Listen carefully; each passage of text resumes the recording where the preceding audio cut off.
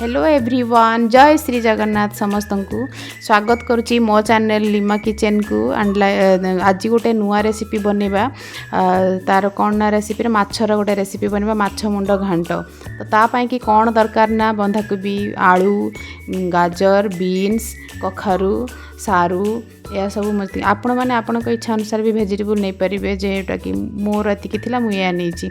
Tomato puree दीटा tomato puree नहीं पारे नहीं पारे पियाज दीटा नहीं पारे अदा रसुण पेस्ट फास्ट आम कौन करवा ना से फास्ट तेल रे कड़ई रे दी मिनट पाई सब भेजिटेबल भाजीदेवा सब भेजिटेबल भाजी बैगण भाजबे बैगण भाजिले से बहुत सॉफ्ट हो भल लगे।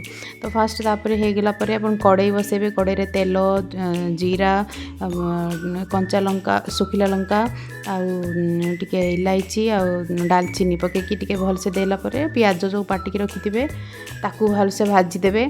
तापर अदा रसुण पेस्ट करके रखिथे ताकू देवे। तापर टमाटो दीटा प्यूरी करके रखिथे ताकू देला परे 2 ରୁ 5 मिनट ताकू भलसे कषि होगला मसला जो जी सब रखिथे हलदी गुंड लंका गुंड स्वाद अनुसार लुण जीरा गुंड धनिया गुंड सबको पकेला तापर माछ मुंड रखिथे किछिटा पीस भी से थी बढ़िया लगे से पीस पकईकी रखाइली। तापर 5 मिनट पर भेजिटेबल को सब भाजीदेवे भेजिटेबल भाजी होगला 5 मिनट ताकू छाड़देवे।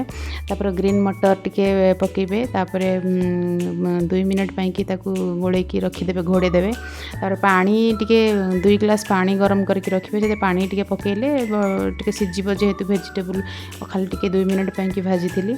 देखंतु बढ़िया ऑलरेडी पानी देकी केते सुंदर देखा जाउची तेल बाहरी गलानी बहुत टेस्टी भी ऑलरेडी 70% भी हो गलानी। तापर आउ 5 मिनट पाई छाड़देवे आउ थे देखिकी देखंतु बढ़िया। तापर धनिया पत्र टिके काटिकी रखिथे लास्ट रे धनिया पत्र टिके पकेबे प्लेट रे काढ़ी सर्व करंतु भात सहित खाआंतु बढ़िया लगिवो।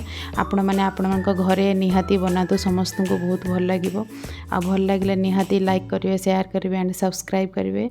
आ एमती भल भल रेसिपी देखिबा पई के हेले निहाती सब्सक्राइब करंतु। थैंक